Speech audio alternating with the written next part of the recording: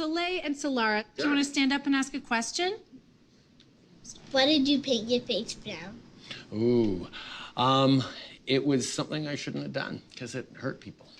Ladies and gentlemen, it's the pleb. In today's story, Justin Trudeau gets confronted on blackface by little kids. As well, tonight in our story, Pierre Poilievre absolutely calls out Justin Trudeau's bluff. And in our next story, the left continue losing their minds. They are now saying the cost of living crisis is misinformation and is being fueled by actors. And in our last story, Chrystia Freeland delivers to university students what sounds like a communist manifesto. You won't want to miss tonight's story, so stick around.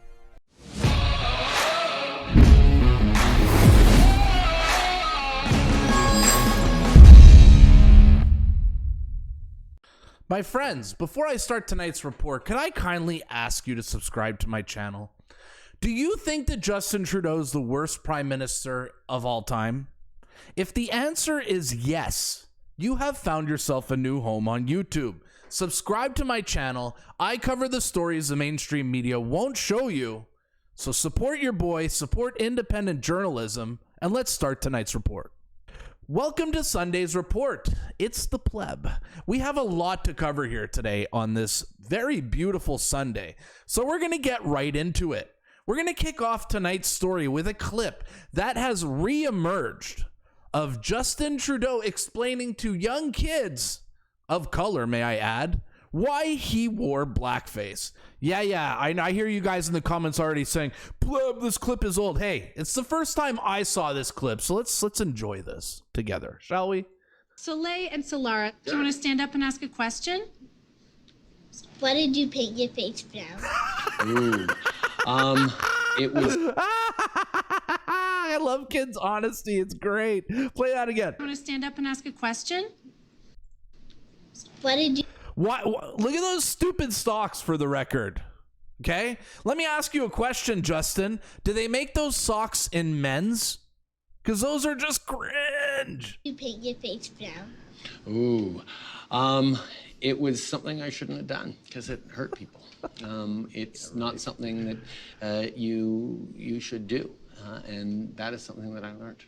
I didn't know it back then, but I know it now, and I'm sorry I hurt people. But did you paint your nose and your hands brown? Mm-hmm. Yeah, and it was the wrong thing to do. Why does his costume include like ripped pants? What is he trying to say, that black people can't afford pants? That's like pretty racist, to be honest. What's with the ripped pants? That may be the most like one of the most racist parts of this clip. Wrong thing to do. It truly still amazes me to this day that he was actually able to get away with blackface. As much as I hate on Justin Trudeau, this guy may actually be the absolute GOAT. Getting away with the amount of scandals he has and the amount of times he wore blackface, so many times that he can't remember, is truly amazing. This guy is the Teflon Don, but I don't think at the next election he is going to be as Teflon, because he finally has himself a real opponent in Pierre Poilievre, who in an interview in the last couple of days just called out Justin Trudeau and his bluff on bail reform. Let's watch the clip. Just interviewed Minister Arif Irani, the Justice Minister, and he said I would need the support from Pierre Poilievre to bring on all the bail reforms. Well, he's had our support. He didn't really say that. Yes, he did. That's on the front page of Midweek, and that's on record. Oh my God! Yeah. We've been calling to reverse Trudeau's catch and release bail policies for 8 years now. So the Liberal government is the one that brought in the bail system we have now. And that's why the same criminal is released within hours of being arrested. You know, in Vancouver, because of Trudeau, the same 40 offenders were arrested 6,000 times. Let me say that again. 40 offenders arrested 6,000 times. In a year. That's 150 arrests per year per criminal. That's because crazy. Trudeau brought in a system that requires police release them on bail within a few hours of being arrested. The same criminal gets arrested 3 times in a day sometimes. We've been calling for an end to catch and release for years, and in fact, Trudeau has the power to do it. He's got a majority government with the coalition and with the NDP. He's had 8 years to reverse this policy. He hasn't done it. So we're ready we'll pass it this afternoon. In fact, call Mr. Virani and tell Call him. Call up Pierre Poilievre. Pierre's calling out the bluff right now. He's calling out Trudeau's bluff. Tell him, call him right now. Amazing. in fact, call Mr. Virani and tell him I'm happy to bring back Parliament today, and we'll pass bail reform by midnight. Well, can you call him? Yeah, sure. You'll call him? Yes. Okay, well, so I'm very curious to see what he says when you call him. Okay, I promise you right after this interview, we will call Mr. Virani. Excellent. And tell him that this is what you requested from Mr. Virani, you're getting a phone call. Get ready. He's going to call, and Mr. Atwell is going to give you a call, and he's going to ask you to recall Parliament, pass bail reform tonight. Will you do it? Seriously, what is there not to like about this guy? There is nobody that keeps the Liberals in check as hard as Pierre Poilievre does, and he continues getting his way. And now we're seeing the Liberals interested in changing bail reform now, once again being reactionary to Pierre Poilievre. So Pierre Poilievre starts talking about the housing crisis like over a year ago, and now the Liberals are reacting to it. Pierre Poilievre's been talking about the soft on crime policies of Canada for the last year, and it seems like now the Liberals are reacting to it as well. It's amazing that Pierre Poilievre has set the winning agenda, and now the left is basically copying all his ideas, furthermore proving what a good prime minister this man will be. In our next story, the left, also effectively known as the soy lattes on the Plebs channel, are having themselves a collective meltdown over all these videos that are coming out in Canada over the cost of living. I'm going to show you guys a tweet here from your typical TrueAnon leftists with the latest conspiracy theory that everyone on TikTok complaining about how expensive Canada is basically an actor. Read this tweet from GT Lem. To all my followers, important message. Spread this far and wide. Most of the people complaining about high cost of living in Canada are using TikTok to express their views and spread by conservatives on social media. TikTok is owned by the Chinese government. Foreign interference? ?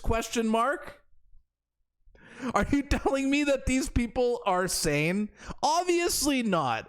But one of my friends, Jennifer L., debunked this latest conspiracy from the left on TikTok. We'll watch her clip debunking just how crazy these people truly are. Everyone, go give Jennifer L. a follow on Twitter and TikTok if you happen to use that garbage app. I know I don't, but some of you do. Give her a follow. Let's roll the clip. Okay, so you know how the other day we were talking about how Canadians are like coming on TikTok now and talking about how expensive it is to live here and how frustrated they are and everything else. And this creator in particular had a video that popped up on my For You page where you could tell she was just having a rough time. And from what I can see from her page, she's not political. She doesn't blame anyone for anything. She's just frustrated. Well, it is becoming the new conspiracy theory for Liberal supporters to just like label this fake news. And I've seen a number of comments where some people, okay, wow, look at it. Some people just don't manage their money well, and Canada ain't broken. Do you guys see how far these people go with the brainwash to defend Justin Trudeau? They're literally suffering and living in absolute denial. This is how crazy things have gotten. People are legitimately saying that these are like paid actors that are being paid by whoever to just like post these videos where they're like upset. Paid actors. Or they're saying that they've never run into anyone who's been struggling and why are they only on TikTok? Oh yeah. I've never ran into anyone that's struggling. Canadians have never had it better than they do right now. Just listen to Justin Trudeau and Chrystia Freeland. That's what they'll tell you. But now they're just repeating it. Oh, by the way, that Tito Bang's a crazy person. I've never seen her run into any of these people struggling. Why are they only on TikTok? Oh my God. The TrueAnons are nuts. And I can't tell whether or not they're living under a rock and are completely out of touch with reality, or if they know that these people exist. But for some odd reason, they just want to pretend that it's not happening, and they don't want to acknowledge it because they feel like it might make their party that they support, whether provincially, federally, whatever it may be, look bad. But whatever this messaging is of like accusing your fellow Canadians of being like paid actors because they're frustrated, it's not working. These people are so brainwashed that they'd literally rather suffer and be poor than ever vote for a conservative. Does that tell you just how crazy these people are? And speaking of crazy, you should get a hold of this speech that Chrystia Freeland gave out this week, talking about capitalism and whether it works in democracies. Truly some communist nonsense. And some may even say Chrystia Freeland delivered her own communist manifesto. There are many ways to describe this transformational moment, but I think they all come down to one fundamental question. Does capitalist democracy still work? Yes, it does, communist. Yes, it does. That's the question being posed around kitchen tables. Why are our political leaders even questioning capitalism? Like, man, if I was in the United States right now and I saw our neighbors up north talking like this, like the second most powerful in Canada, politician in Canada saying things like this, I would be freaking out. In my country and this one, as parents wonder if our children can count on capitalist democracy's essential promise of a future more prosperous than our present? Yes. It is the question being posed in the muddy and bloodied trenches of Bakhmut as Ukraine's brave Democrats resist the invading forces of Putin's dictatorship. This is what they want, guys. You know, you hear the people on Twitter saying, oh, these people are commies. And you're like, okay, they're exaggerating. No, they're not. They are literally communists. And Chrystia Freeland basically admitted it in this video. You know, questioning, you know, capitalism. Are you kidding me? Are you kidding me? And the sad part is that there's kids in university being brainwashed right now to believe this crap. Truly sad.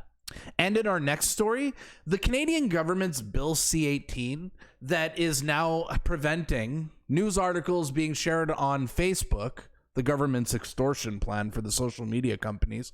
Well, this ridiculous law could very well be killing Canadians. There are wildfires all over Canada right now. And my prayers to everyone dealing with this, please stay safe, find some shelter. But the footage we're seeing coming out of Kelowna is just so sad. Let's watch some of the footage and let's break down the story. Things are so bad in Kelowna that they literally had to evacuate people on boat. Look at this footage.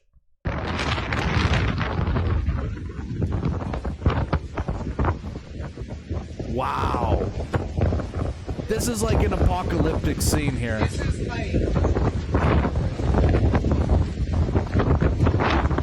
Wow. Wow. Here's more footage of people trying to evacuate. Look how scary this is. I see it, God. He can't look, Leona. I know he can't. We just got to get through it before it falls. Oh my God. Oh, imagine driving by that. Oh no, no, no, no, no,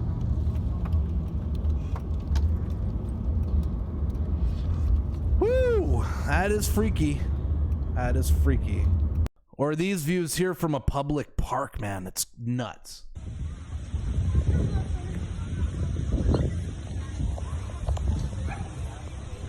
You know, just casually having a picnic. Like they should be celebrating.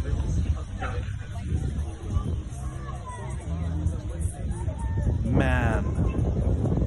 Let's just have a picnic here and watch our city burn.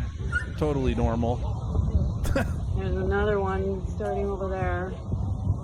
Right there. Man, that's nuts.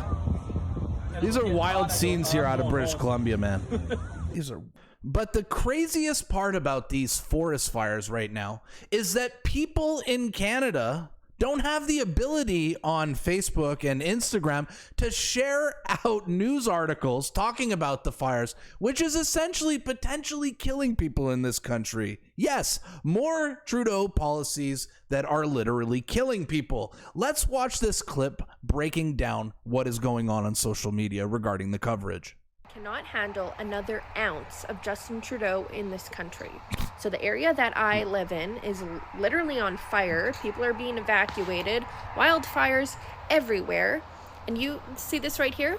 You go to CTV News, and us as Canadians, we can't even see what is going on in our country because of new laws that Justin Trudeau has passed. What a joke. We can't see it. So what, has this turned into a communist country now? I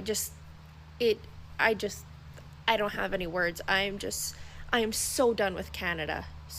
Just so done. I mean, the left has some really bad policies, but this Bill C-18 may take the cake. The government's literally trying to extort social media companies so that they pay their fair share to prop up the government-funded media that is failing so bad because people are not watching the media anymore. They're watching channels like mine instead. Because I keep it real with you guys, unlike these scumbags. And the climate change cultists on the left will try to convince you that these forest fires are due to climate change or being caused by climate change. No, they're not. I mean, just look at this tweet here. There has been fires in this country for as long as this country has existed. It is now just the left that is blaming this on climate change because their followers are stupid enough to believe it. Everybody knows, or at least the smart ones know, that this forest fire debate is simply an IQ test. And now the left wants to blame arson on climate change now. It's absolutely hilarious. Even Danielle Smith, you guys saw it in my clip the other day, came out and said that, what, 500 out of 600 of the fires in Alberta were man-made? But yes, the left will try to convince you it's climate change. And in our last story, I got an update here from Anthony Oliver, the singer I've been featuring on this channel that's gone viral that you guys all love. He gave an interview to Fox News the other day talking about what he stands up for. I wanted to share this because it's a good clip. Let's watch what he has to say.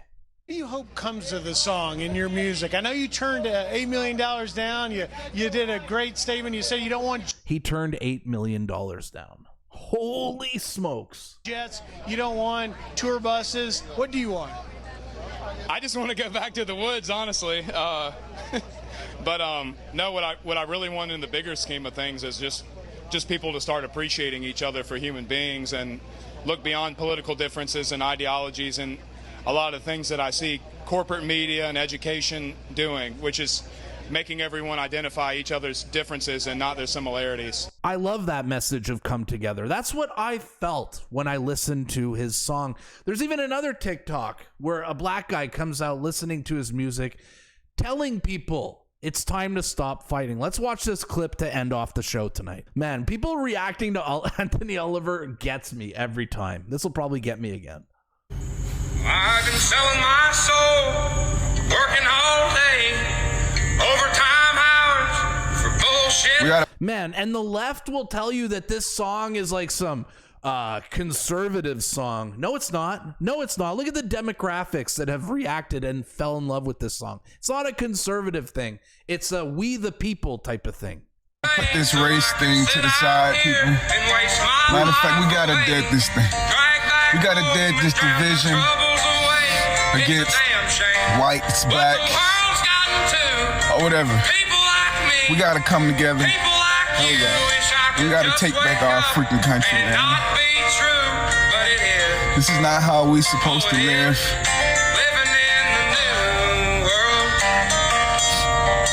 It's just crazy. We're literally being divided by a group of people that don't give a shit about none of us. They don't. They're using us as pawns. You gotta come together, people.